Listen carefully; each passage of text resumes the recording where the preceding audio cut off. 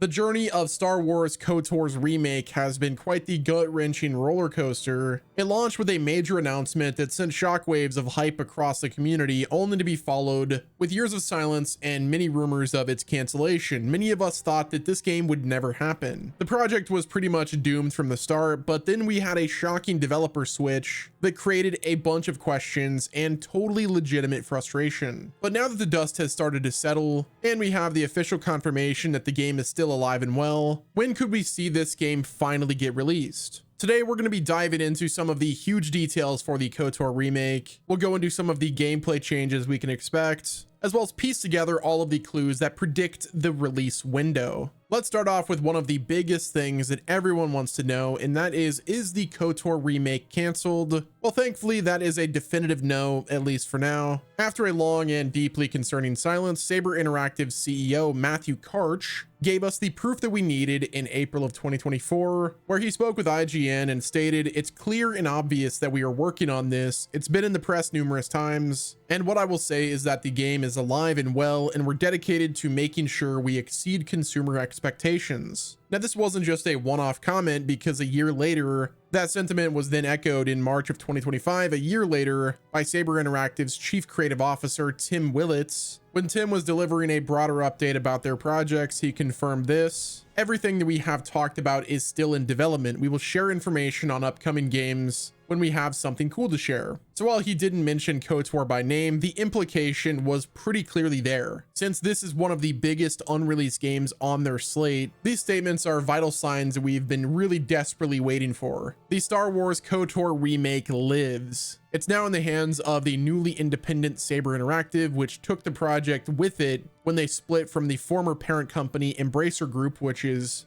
absolutely incredible news. I think we can agree that it's a good thing that they split, but to truly understand why these simple confirmations are such a massive deal, we first have to take a look at the absolute nightmare that this project endured. The start of this remake's journey began with complete excitement. It was revealed at the PlayStation Showcase in 2021, and it was revealed as a timed PS5 exclusive under the then developer Aspyr Media, I believe that's the pronunciation, a studio known for porting classic Star Wars games over. The first teaser was absolutely cinema. You had Darth Revan igniting his crimson lightsaber, and that right there was enough to send the entire fan base into a frenzy.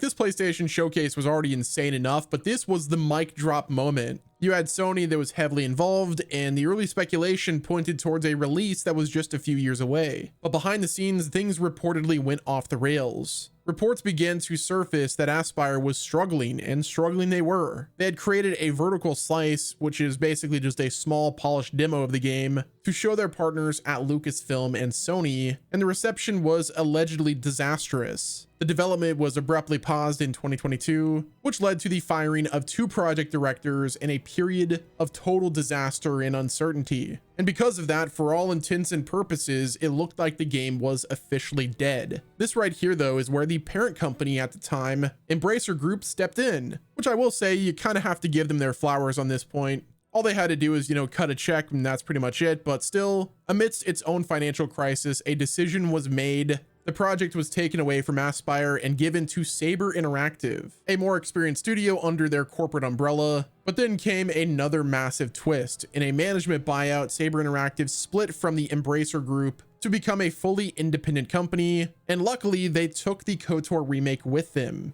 I just picture somebody with a USB stick taking the KOTOR remake files with them and walking out of the Embracer HQ. But when they split, they secured a private investment to keep the dream alive, and that is awesome for us. So that's kind of the backstory, just to give you guys kind of the context and reason for the years of silence. But this leads us to the current and more hopeful situation. Now we have to address the elephant in the room, though, and that is the game's combat. This right here is easily the most heated debate in the KOTOR community. On one side of the fandom, they insist that the remake must preserve the classic pause and play combat, honoring the originals like D&D and dice roll roots. And the other side wants a more modern real-time action RPG, something more akin to Jedi Fallen Order or a God of War type game. Now, from all of the rumors, it seems like the developers are leaning heavily towards action. Now, from previous leaks before the developer swap, there has been suggestions that the combat was being reimagined with the inspiration from games like God of War 2018 and Neo, which this would be a major shift away from the strategic turn-based style to something more visceral and hands-on. However, it might not be a pure hack and slash. Honestly, I think the best situation is to utilize a hybrid-like system similar to Final Fantasy VII Remake, where you have player choice, where players can, do real-time combat but can slow down time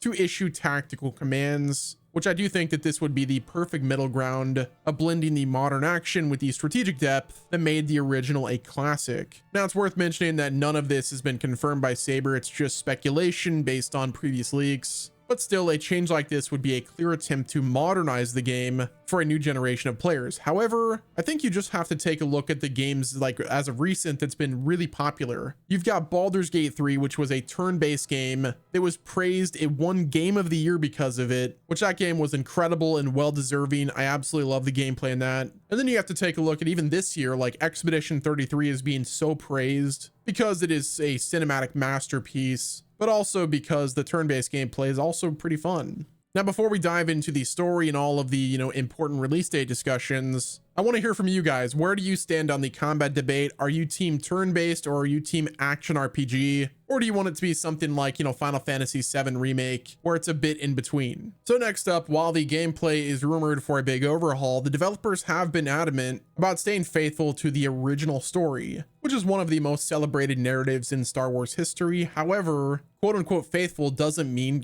identical. There have been some rumors that suggest that Saber isn't just recreating the story, but expanding it. Now, one of the most persistent rumors is that the protagonist, Darth Revan, will be fully voiced for both male and female options, a first for the character. This, along with a potential shift to a more cinematic Mass Effect style dialogue system, could also dramatically increase the immersion and emotional weight of your choices. Now, I am personally hopeful that this remake will flesh out the character interactions and romance options, which were limited by the tech of the original. But of course, these are just rumors and haven't been confirmed. However, I do think the core story of your journey from a mysterious soldier to a powerful Jedi or Sith Lord will almost certainly remain intact. It certainly seems like their goal is preserving the soul of the original game while enhancing its presentation and depth for a modern audience, which I know that right there is a buzzword, but seeing what Saber Interactive has done with games like the latest Warhammer Space Marine 2, I have no doubt in my mind that these guys will absolutely crush it. Okay, so now that we know that the game is alive and it's being rebuilt by a capable team, and it's set to feature some pretty big changes, this all leads to the final question: when are we finally going to be able to play it? Well, I think we have to be realistic here. Anyone holding out hope for a 2025 or even 2026 release window should definitely temper your expectations, especially considering Saber Interactive effectively rebooted development in late 2022 or sometime in early 2023. The game is still relatively early in its production cycle. During a financial call, it was hinted that the project needs some love and respect, and that there's some time left until it's released, basically ruling out anything in the immediate future. I think a more optimistic but pretty realistic window would be a late 2026 at the absolute earliest, but a launch in 2027 or even 2028 seems far more likely. Some insiders have even speculated that it could be pushed to a cross-gen title, or even as a flagship release for the inevitable PlayStation 6. This timeline right there makes a lot of sense for a AAA RPG that's being rebuilt from scratch. Now, as for the next reveal, Saber's statement about waiting until they have something cool to share points to a, cautious approach to their reveal timeline. They're not going to show this game until it's ready, so we might optimistically hope for a new teaser toward the end of 2025, maybe at the Game Awards, or in 2026, but a full gameplay demo is still likely a long way off. We also have to talk about Sony. After heavily promoting the game at the 2021 reveal, they've gone completely silent